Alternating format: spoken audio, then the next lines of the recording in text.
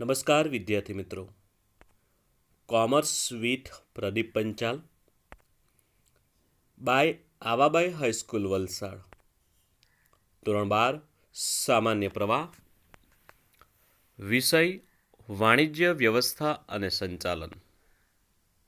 પ્રકરણ 10 બજાર પ્રક્રિયા સંચાલન. આજના આ વિડીયોમાં આપણે બજાર પ્રક્રિયાનો અર્થ અને વ્યાખ્યા જોઈશું.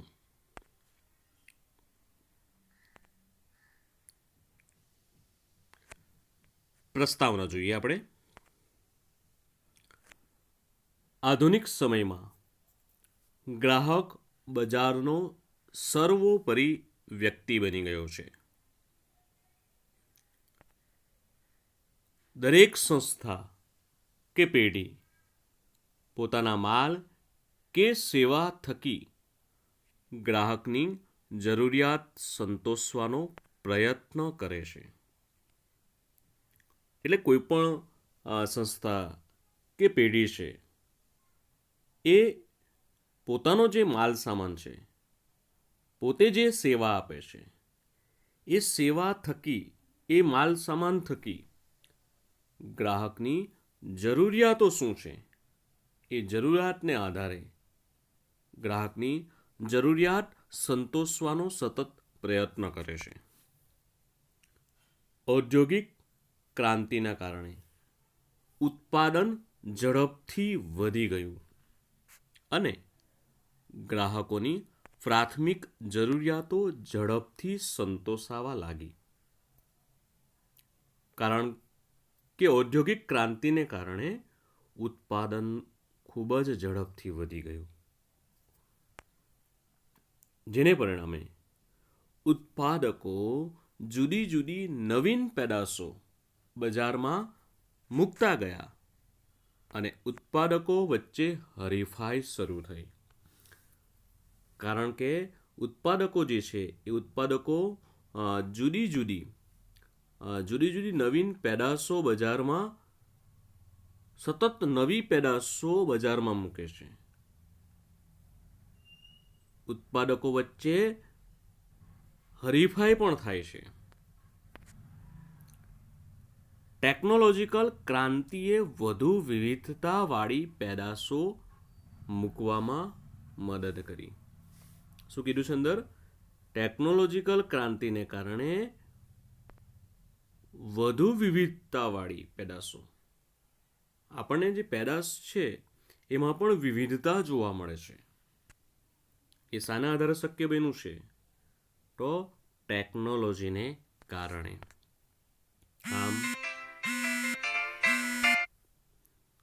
આમ પેઢીઓ સતત નવા સંશોધનો કરીને ગ્રાહકને જરૂરી પેદાશો અને સેવાઓ પૂરી પાડવાનો પ્રયાસ કરે છે. કે દરેક ધંધાકીય એકમ, દરેક પેઢીઓ, દરેક કંપનીઓ સતત નવા સંશોધનો કરે છે અને સંશોધન કરીને ગ્રાહકોને જરૂરી પેદાશો અને સેવાઓ પૂરી પાડવાનો શું કરવામાં આવે છે? પ્રયાસ કરવામાં આવે છે. ગ્રાહકને એ પેદાશમાં સતત નવી વસ્તુ અંદર એડ કરવામાં આવે છે. સતત સંશોધનને કારણે ગ્રાહકને જે તે વસ્તુ સરળતાથી ઉપયોગ કરી શકે એ પ્રમાણે વસ્તુ પૂરી પાડવામાં આવે છે. અને એ માટે દરેક પેઢી સતત સંશોધનો કરે છે કે જેથી ગ્રાહકો સરળ રીતે જે તે પેદાશનો ઉપયોગ કરી શકે. આ થઈ પ્રસ્તાવના. હવે આપણે જોઈશું બજાર પ્રક્રિયાનો અર્થ જોઈએ. ઉત્પાદન કરતી પેઢીઓ કે સેવા આપતી સંસ્થાઓ ભવિષ્યમાં ગ્રાહકોને કેવા પ્રકારની પેદાશો કે સેવાઓ જોઈશે તેનું અનુમાન કરે છે અને તેના આધારે પેદાશો અને સેવાઓનું સર્જન કરે છે. શું કરે છે? જો બરાબર ધ્યાન આપજો. ઉત્પાદન કરતી પેઢી કે સેવા આપતી સંસ્થાઓ શું કરે છે? તો ભવિષ્યમાં ગ્રાહકને કેવા પ્રકારની પેદાશો કે સેવાઓ જોઈશે તેનું શું કરે છે? તેનું અનુમાન કરે છે અને તેના આધારે પેદાશો અને સેવાઓનું સર્જન કરે છે. એટલે કે વસ્તુ કે સેવાનું ઉત્પાદન કરે છે. એટલે ગ્રાહકોને કેવા પ્રકારની વસ્તુ જોઈશે તેનું પહેલેથી શું કરે છે? અનુમાન કરે છે અને એને આધારે પેદાશ કે સેવાઓનું સર્જન કરે છે. બજાર પ્રક્રિયામાં નક્કી કરેલા ગ્રાહક સમૂહની જરૂરિયાતો સાથે જે તે પેદાશ મિશ્ર સાથે મેળ બેસાડવાની પ્રક્રિયા છે. શું કીધું છે અંદર? નક્કી કરેલા ગ્રાહક સમૂહની જરૂરિયાતો સાથે જે તે પેદાશ મિશ્ર સાથે મેળ બેસાડવાની પ્રક્રિયા. ગ્રાહકને અનુલક્ષીને પેદાશનું સ્વરૂપ તૈયાર કરવામાં આવે છે.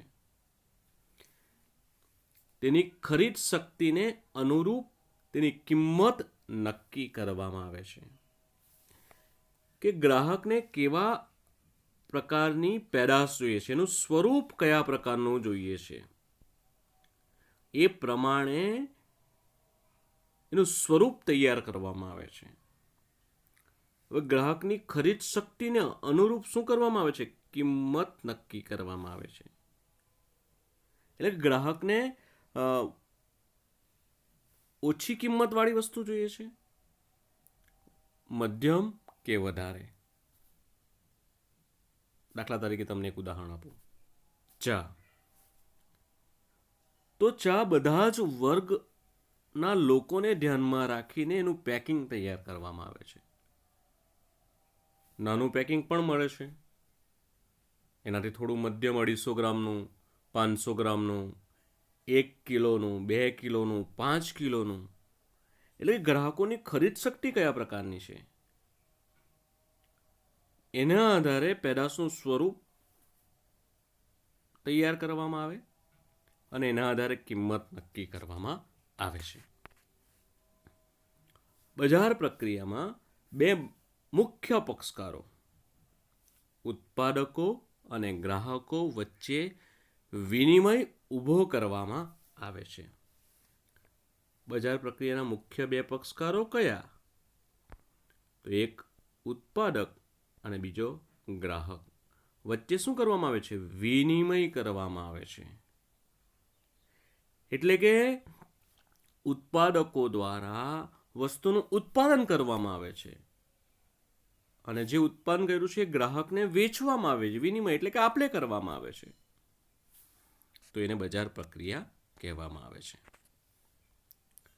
આ વિનિમય દ્વારા ઉત્પાદકો પોતાના ધંધાકીય હેતુઓ સિદ્ધ કરે છે અને ગ્રાહકો પોતાની જરૂરિયાતો સંતોષે છે. એટલે કે ઉત્પાદકો વસ્તુનું ઉત્પાદન કરે છે અને એ વસ્તુનું જે ઉત્પાદન થયું છે એ ગ્રાહકોને વેચીને પોતાનો હેતુ સિદ્ધ કરે છે. એનો હેતુ કયો હોય છે ઉત્પાદકનો? તો નફો કમાવાનો.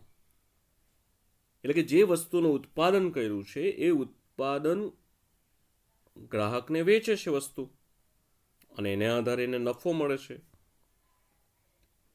જ્યારે ગ્રાહક એ વસ્તુ મેળવે છે અને પોતાની જરૂરિયાતો સંતોષે છે.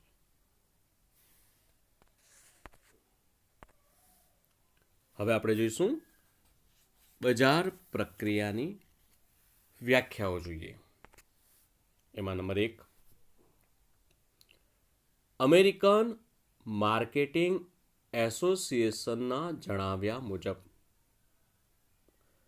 જો પરીક્ષામાં એવું પૂછાય કે અમેરિકન માર્કેટિંગ એસોસિએશનની બજાર પ્રક્રિયાની વ્યાખ્યા જણાવો, ત્યારે તમારે આ જ લખવી પડે. જોઈએ આપણે. માર્કેટિંગ એટલે કે એવી ધંધાકીય પ્રવૃત્તિ કે જેમાં માલ કે સેવાનો પ્રકાર ઉત્પાદક તરફથી ગ્રાહક તરફ વાળવામાં આવે છે. ફરી વાર જોઈએ કે માર્કેટિંગ એટલે કે એવી ધંધાકીય પ્રવૃત્તિ કે જેમાં માલ કે સેવાનો પ્રકાર શું કરવામાં આવે છે? ઉત્પાદક તરફથી ગ્રાહક તરફ વાળવામાં આવે છે. એટલે કે ઉત્પાદક વસ્તુનું ઉત્પાદન કરીને ગ્રાહકને વેચે છે, તો એને માર્કેટિંગ કહેવામાં આવે છે. ત્યારબાદ જોઈએ શ્રી કપૂર અને આઇકોબુકીના જણાવ્યા મુજબ માર્કેટિંગ એ ગ્રાહકો અને પેઢીઓ વચ્ચે થતો પારસ્પરિક વિનિમય છે. પેઢી એટલે કે કંપની જે વસ્તુનું ઉત્પાદન કરે છે, અને ગ્રાહક એટલે કે જેનો વપરાશ કરે છે વસ્તુનો, તો એમની વચ્ચે પારસ્પરિક શું છે? વિનિમય થાય છે, એટલે કે આપલે થાય છે. ઉત્પાદક વસ્તુનું ઉત્પાદન કરીને, એટલે કે કંપની કે પેઢી વસ્તુ ગ્રાહકને વેચે છે, ગ્રાહક ખરીદે છે અને કંપનીની પેઢીને પૈસા આપે છે, નાણાં આપે છે. એટલે બે વચ્ચે શું છે? પારસ્પરિક વિનિમય, આપલે થાય છે. શ્રી ફિલિપ કોટલરના જણાવ્યા મુજબ માર્કેટિંગ એ એવી સામાજિક પ્રક્રિયા છે કે જેમાં વ્યક્તિગત જૂથો તેમની જરૂરિયાતો મુજબ મૂલ્યવાન પેદાશોનું સર્જન કરી, રજૂઆત કરી, સ્વતંત્ર રીતે વસ્તુઓ કે સેવાઓનો વિનિમય કરે છે. ફરીવાર જોઈએ આપણે કે માર્કેટિંગ એવી સામાજિક પ્રક્રિયા છે જેમાં વ્યક્તિગત જૂથો તેમની જરૂરિયાત મુજબ મૂલ્યવાન પેદાશોનું સર્જન કરી, રજૂઆત કરી, સ્વતંત્ર રીતે વસ્તુ કે સેવાનો વિનિમય કરે છે, તો એને માર્કેટિંગ કહેવામાં આવે છે.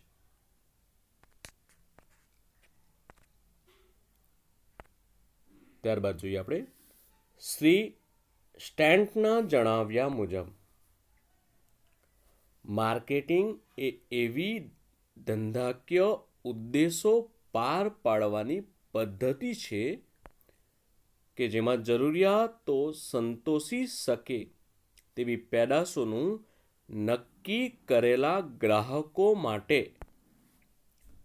આયોજન કરવું, તેની કિંમત નિર્ધારણ કરવી, તેને બજારમાં મૂકવી અને તેનો ગ્રાહકોને જોઈએ તે સમયે અને સ્થળે પહોંચાડવી વગેરે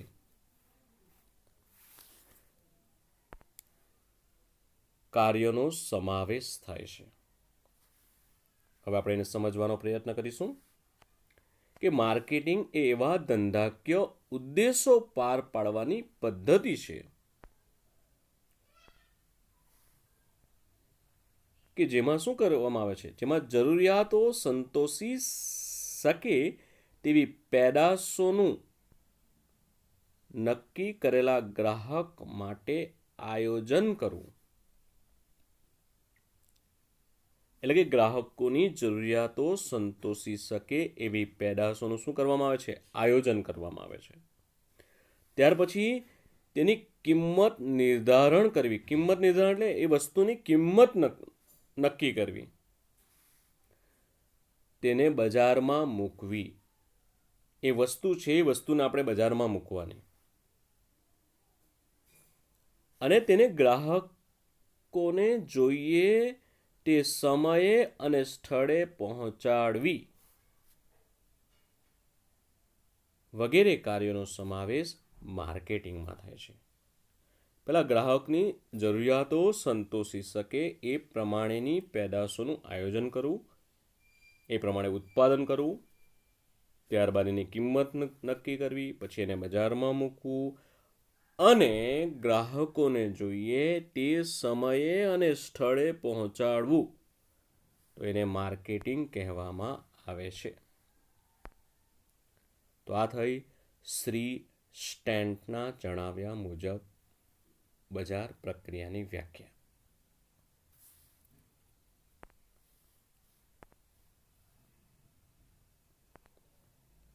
તો તમારે બજાર પ્રક્રિયાનો અર્થ અને જે વ્યાખ્યા આપણે જોઈ ગયા એ તમારે નોટમાં લખવાનું છે અને તૈયાર કરવાનું છે.